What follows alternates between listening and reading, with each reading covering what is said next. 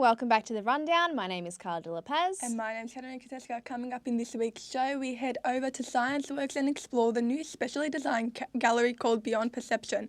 We also take a look at how we can reduce our environmental footprint. And Caelum is back with another movie review, and we're later joined by Mitch and Caelum to talk the AFL trade and the NBA in sports. But before we head into those stories, let's have a look at the latest news headlines. There have been exciting royal news on Monday. It was announced that Meghan Markle and Prince Harry are expecting their first child. Kensington Palace revealed on Instagram that the Duke and Duchess of Sussex are expected the new addition to the royal family in the spring of 2019. The announcement came as the royals arrived in Sydney on Monday morning, where Meghan emerged holding two purple binders, and it was those binders that fueled the speculation the Duchess might be pregnant. Kensington Palace said the couple who got married in Windsor 5 months ago were delighted to be able to share the happy news with the public. The Queen and the other royals were told about the pregnancy on Friday when members of the royal family gathered at Windsor for Princess Eugenie's wedding. The Queen is said to be delighted for the couple after learning of the pregnancy at Friday's wedding, and Meghan's mother is said to be overjoyed with the news. Their baby will be the 7th in line to the throne. One Nation leader Pauline Hanson's "It's Okay to be White" notion was defeated by 28 votes to 31 this week on Monday, despite the coalition's backing, with cabinet members showing their support in a series of tweets. The phrase is widely associated with alt-right white supremacists and a number of negative connotations, which has resulted in outrage. According to Sydney Morning Herald, Prime Minister Scott Morrison has come out and said that the actions of his ministers were regrettable and has requested that the government's leader in the Senate, Matthias Cormann, to provide an explanation, with Cormann stating that the government intended to reject Hanson's notion back when it was flagged in September, but has pinned the blame on an administrative error. In his statement, he has said that he is taking full responsibility on the issue and has apologised for the ordeal. Now for an odd story emerging from the US. A father who attacked his son with a chainsaw has been run over by a lawnmower. Police say the Tennessee father who attacked his son with a chainsaw was charged with attempted second-degree murder. Douglas Ferguson, 76, reportedly lost his leg after his son ran him over with a lawnmower in self-defense. The injuries have required Mr. Ferguson's leg to be amputated, which requires his arrest to be made weeks later after he recovers. It's said that Mr. Ferguson had an ongoing dispute with his son and has a history of problems with the other family members. Mr. Ferguson received a $25,000 bond on the attempted murder charge. Donald Trump is back in the news, and this week he has accused climate change scientists of harbouring extreme political agendas when discussing climate change. During an episode of CBS 60 Minutes, he expressed his doubts on whether the Earth's continuous rise in temperature was caused by man, adding that he didn't want to give trillions and trillions of dollars and potentially lose millions of jobs to be put at a disadvantage in the long run. His interview comes a week after climate change scientists issued a warning about the rising temperatures, with IPCC Intergovernmental Panel on Climate Change foreshadowing that the world was heading towards a temperature rise of 3 degrees Celsius, which could lead to some dangerous changes in the world, including a rise in sea levels and our ability to grow crops. The IPCC believe that the only way we can combat climate change is by making major and costly changes. I don't know what to say when it comes to Donald Trump. He always makes such ridiculous Some things that come out of his mouth are statements. ridiculous. This was one of them, I think. Climate change is a big issue, and I don't know why would there be a political agenda to people having the need to change it. I don't understand that statement, and I think it's really important that our world leaders acknowledge climate change as an important issue and that it needs to be addressed as soon as possible. Like the IPCC just said, you know, it can affect the health of our coastal ecosystems and the productivity of our industries that depend on, that depend on our ecosystems, such as fisheries and things like that. You know, they said that we could have sea rise levels increasing, difficulty growing crops. So it's a big deal. So I don't know why they're not doing more. Putting aside Donald Trump, the IPCC have a point with this story. We can see our change in temperatures lead to, like you said, the sea levels rising, and Definitely. the ability to not grow crops, which will affect us in the long run. So maybe the IPP see that the only way to make major changes comes with a major cost. Yeah, well, there might be some changes in his opinion in the long run. I remember back in 2016 he did say that climate change was a hoax, but I think he's retracted that statement now in this interview. But Donald Trump for you. But keeping in theme with our science discussion, I actually went somewhere last week that we all remember from our childhoods. Scienceworks. Now, the reason why I went to this magical place is because their new specially designed gallery called Beyond Perception, which is a really cool immersive experience that aims to inspire young teens to engage with science, technology, engineering and math. So I went there. I had loads of fun whilst I was over there trying out the interactive activities, so channeling my inner child. So let's check it out.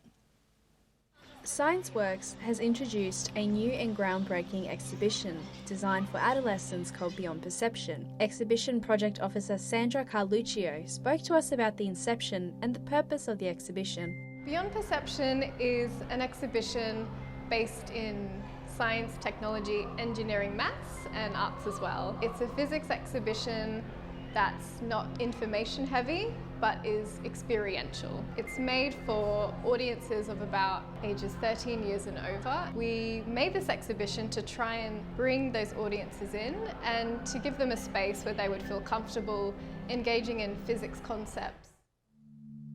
Beyond Perception is an education exhibit that focuses on physics. Fluid dynamics, gravitational waves, sound and interactions between light and energy are artistically depicted. The curators hope to provide a visual representation of the unseen forces that allow life to be possible. In the exhibition, you can play with something called a particles case, so use some joysticks to make eddies and different flows of particles inside a big showcase, and turn some beautiful wooden dials to see the digital flow of fluids. You can walk in a mirror maze. You can also press on some stretchy screens and make two black holes collide and see some gravitational waves in action. Many of the scientific contributions were authored by female members of STEM, the Science, Technology, Engineering and Mathematics branch of the Department of Education. STEM seeks to ensure a level playing field for Australian adolescents regardless of gender. We wanted to also have some science interpretation that was more in line with what our young adults would engage with. So instead of having a scientist talking or reams and reams of text, we have animations on the wall and also moving animations. And we made sure in that content to engage with local scientists and artists. And because there's such a big, I guess, gender gap in the STEM or science and technology field, we wanted to make sure that we had a huge female gender representation in there as well. Beyond Perception joins the lineup of Scienceworks permanent exhibitions. This has been Carla de La Paz, The Rundown. So I really loved this particular exhibition. I'm not a huge science head, as I said before, but this definitely made learning about gravitational waves and aerodynamics so much more exciting. And I can definitely see how adding all those immersive experiences, as we saw in the story, how that could entice a younger generation. Yeah, I'm the same. I'm not a science geek at all. Hated science during high school, but Scienceworks makes it a whole lot more fun and a lot more interesting. And it's great for kids to get involved in. Definitely. And I was reading up on the science field, or STEM, which stands for Science, Technology, Engineering and Maths, for those of you that don't know, and saw that there was this massive decrease in the amount of young people that actually took an interest in these areas. So what the Beyond Perception team ended up doing was developing this particular exhibition with the help of a bunch of teenagers, young students from high schools, and 28 scientists and engineers from some of Victoria's biggest institutions. So I definitely think it was a smart move on them to involve the younger generation, because if they're involved, they're going to be they're going to think, oh, well, this is for us and we're involved here. Let's go check this out. Yeah, So I think taking it's a from the smart move. fact that both of us aren't into science, I think it's really important for exhibitions like this to exist. Definitely. And to involve young kids and educate them in a fun, hands-on way as to get them interested and hopefully turn some of them into our next scientists. Hopefully. Who want to save the world, but science, technology, engineering and math are all really important, and if we can find ways to make them more interesting for everyone, not just kids, it'll help keep them alive and help us with our it involves politics, education and environmental sustainability. But speaking of how science is important to all those things and important to environmental sustainability, do you know that Australia puts 150,000 tonnes of plastic materials into our oceans? Oof, that's bad. And for the sea life, I'm just thinking about all contributing to thousands, so much death. Well, our next story looks at how we can reduce our environmental footprint in our everyday lives and here on campus. Let's have a look. Food waste costs the Australian economy $20 billion each year, and 5 million tonnes of food ends up as landfill. That's enough to fill 9,000 Olympic-sized swimming pools. So, how can we reduce our environmental footprint? So my name is Julie O'Brien and I'm the Manager for Sustainability and Quality Assurance. The two biggest things are probably, one, no matter how well we do at recycling, we're still generating more waste, full stop, and that's a problem. The other one is actually a sector-wide issue in the waste sector itself, in that there have been some changes recently where China is not taking recyclables from Australia in the same way that it was. But ultimately, it comes back to, all of us as individuals, we all consume lots, and by doing that, you create waste. And some of that waste is recyclable and some of that is not. But we're still creating waste no matter what. So ultimately it's about trying to make better choices as consumers. Sustainability encompasses economic, social and environmental dimensions. Doing simple things such as recycling your coffee cup properly or using your own water bottle and keep cup can make a difference. Really simple things, like we talked at the beginning about just having your keep cup, having your water bottle, bringing your own lunch in reusable containers, or you bringing reusable containers to the cafes on campus and getting your lunch that way.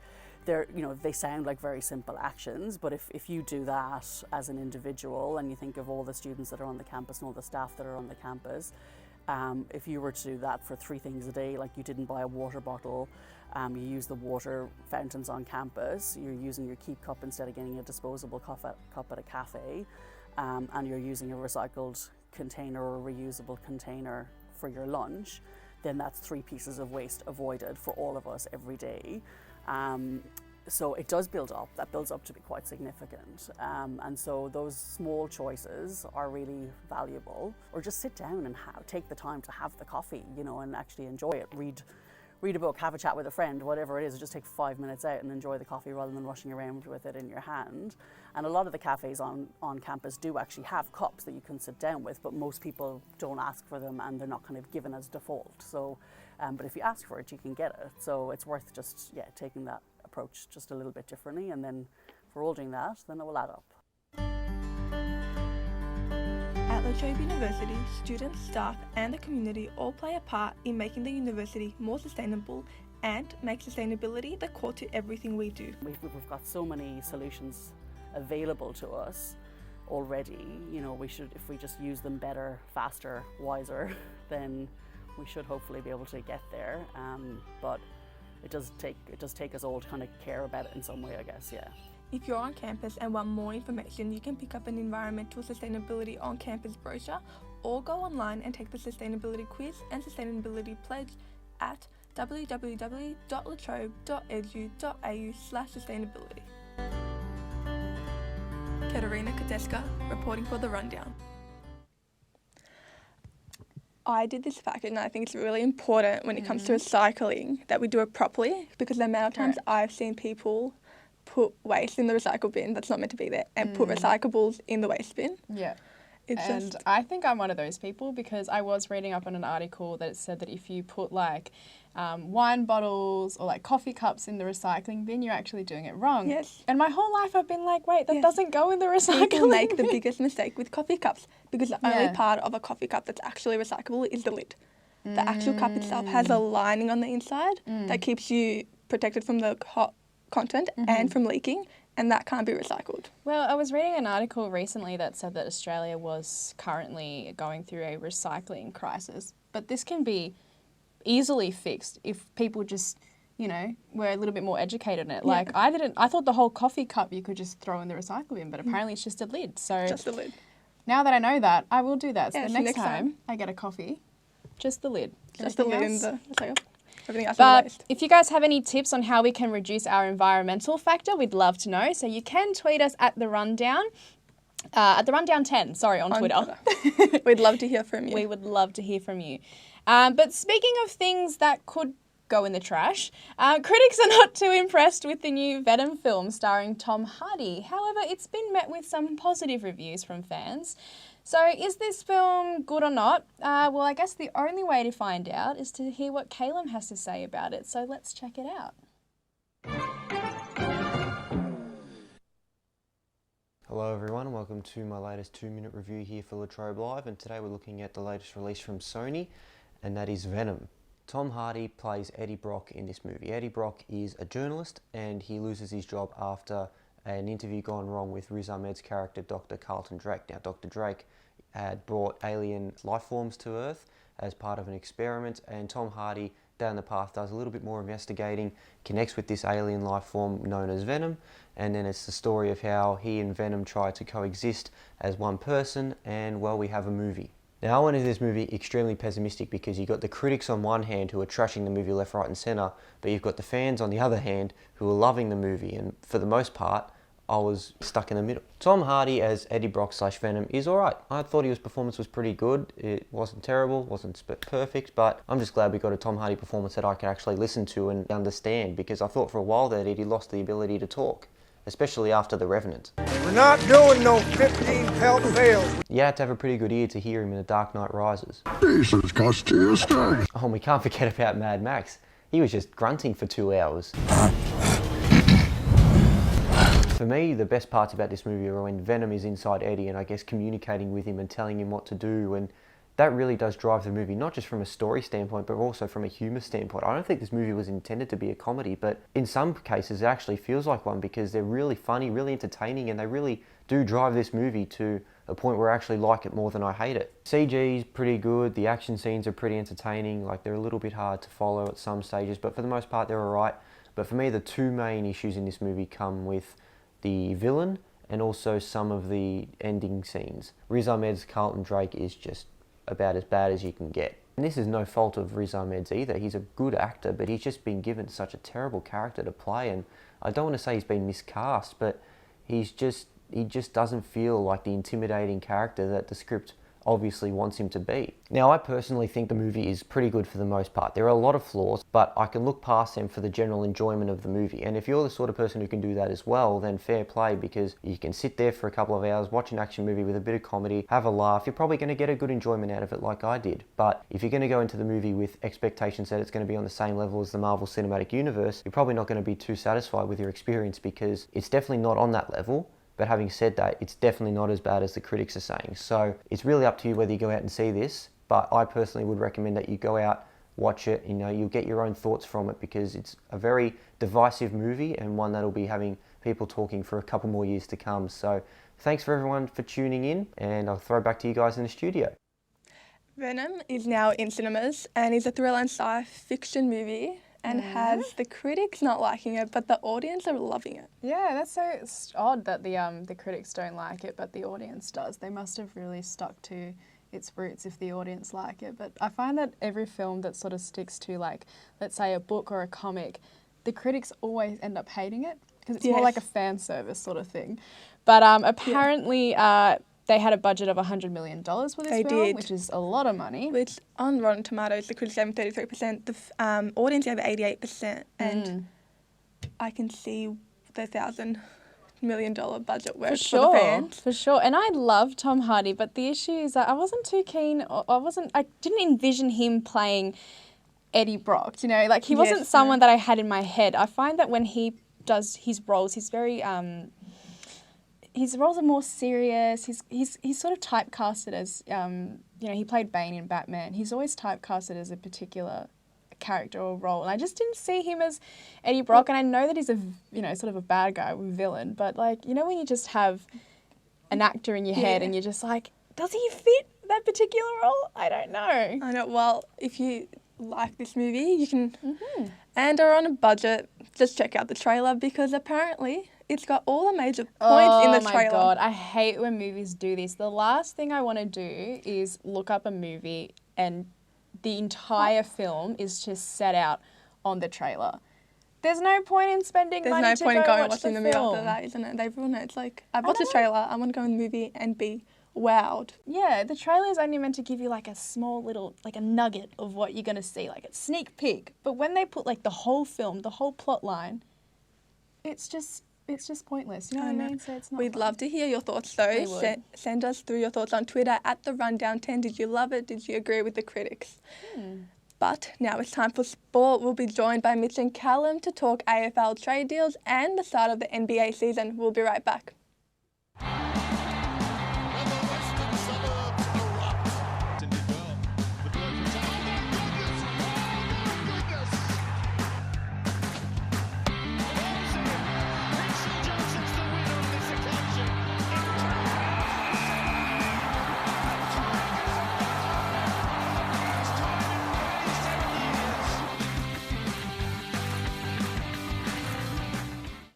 And we are back. Let's welcome our usual sports presenter, Mitch and Caelum. How are we? Not too bad, thanks. Very good. Good. So let's take a look at the AFL trade. The on-field season has finished off, but the off-season is in full swing with the trade period finishing tonight. So let's start with the first question. We've got Chad Wingard. He moved to Hawthorn this morning with Port Adelaide picking up Ryan Burton along with some draft picks. Will this make Hawthorn a premiership contender next year? They certainly could, and they certainly exceeded expectations this year by finishing top four, and then they got bundled out in straight sets. So I think a player like Wingard can definitely take them to the next level, but giving up Ryan Burton's a huge, gamble, because he's such a talented young prospect who has come from South Australia and probably will flourish at Port Adelaide, but he was just so good for Hawthorn. Didn't have a great year, but I think that at Port Adelaide he could certainly have a good impact, and one that Hawthorn may look at down the path and say, you know what, we made a mistake here. Yeah, absolutely. I think that, you know, you look at his first season in the league and fantastic, one of the best in his draft class by far. But his season this year in and out of the first side, and it was probably disappointing. And I still think he's probably a lot of value in this trade. I think Hawthorn have certainly paid overs for Wingard, but you know, a player of his calibre doesn't come around too often. So I think you know it'll be a great fit for Hawthorn. And whilst Cal said they did finish fourth this year, and I think they'll probably push into the top four again for next season. Well, news has just come in the last hour that Lachie Neale has moved to Brisbane. Do we think that by him leaving the Dockers that this will create a domino effect for the other teams? Well, as you say, in the last hour, it was announced that Lachie Neale had moved to Brisbane, and it has already created a bit of a domino effect. We've seen a few moves already happen as a result of the exchange of draft picks that were involved in the Neale deal. So we've seen Stephen May move from Gold Coast to Melbourne, as well as a couple of other moves. We saw Port Adelaide pick up Jack Hompsch we saw Gold Coast rather pick up Jack Hompsch. So it has created that domino effect that many suspected it would, but perhaps not this quickly, given that the trade period is, you know, still got a few hours to go. Exactly right. There's obviously a lot of names still on the table.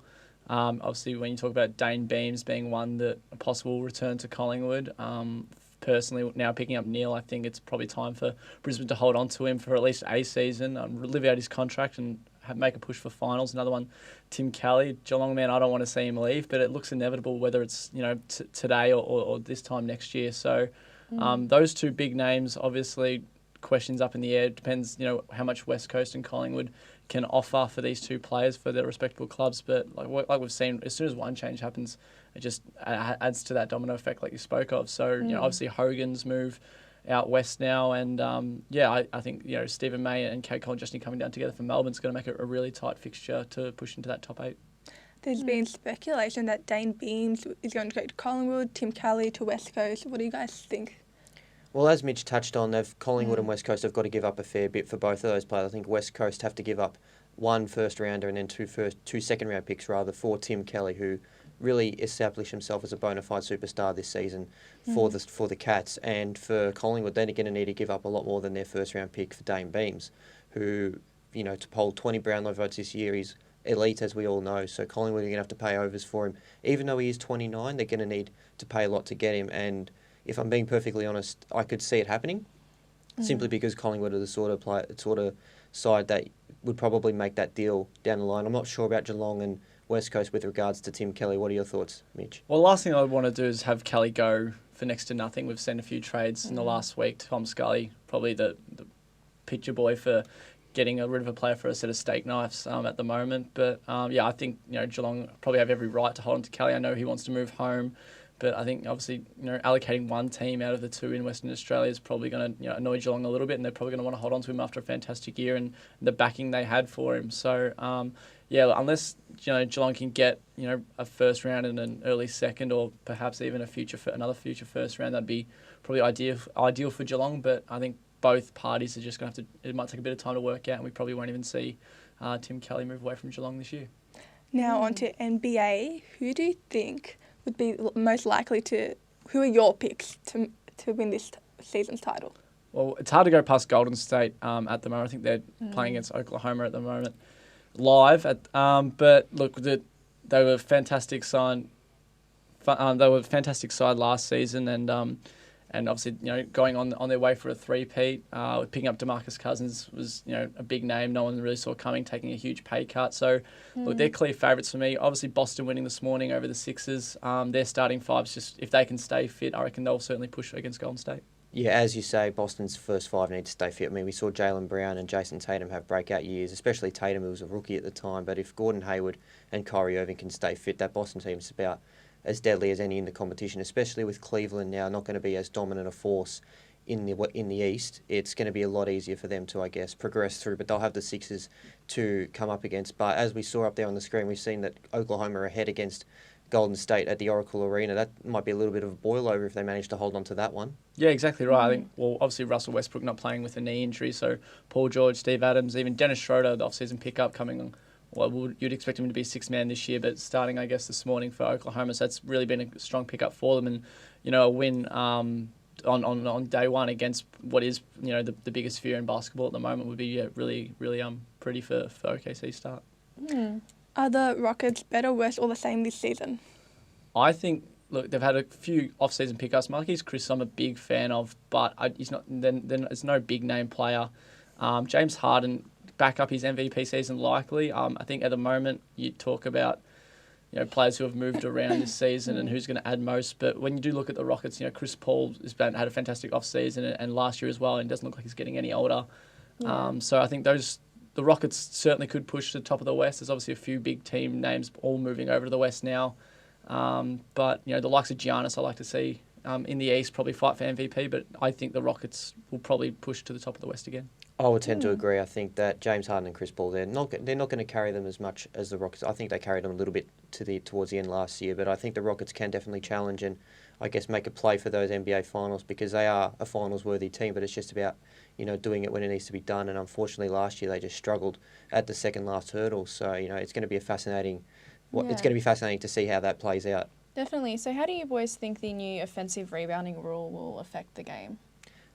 I'm not too sure. I haven't really read into it too much. I just like to watch it when it's opening night and just see how we go from there. But so I don't really have much of an opinion on it. But would you have anything on that, Mitch? Yeah, it would be interesting to see how the players develop their own ball game. You talk about offensive rebounding juggernauts. Tristan Thompson's one, even though his game's dropped off. Steven Adams is another one for me for Oklahoma. These players who work really hard when the team's got the ball, but they're still working off the ball. So I'll be interested to see how much that changes and for the stats as well, and how much even refs are looking into it. But no, I think this year it'll be exciting to see how most of it plays out, whether that's on and off the ball. We've got will Brandon Ingram make the leap?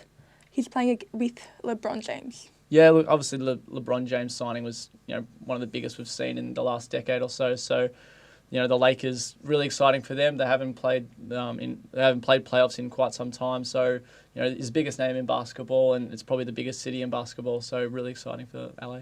Yeah, it would be. I think with LeBron coming in, it's just going to take them from there to there. It's going to be, the change is going to be unprecedented at the Lakers, and a player like Ingram, he can, if he can get everything right, he can add another dimension to that side, just as LeBron has by coming in. So it'll be fascinating. It's going to be one of the more fascinating seasons in NBA, Definitely. that's for sure.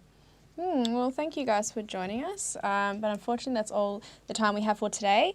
But you can follow us on Twitter and check out behind the scenes and what's to come on the show at The Rundown 10. But join us again next week for more of the latest breaking news, sports and entertainment. And as always we say goodbye.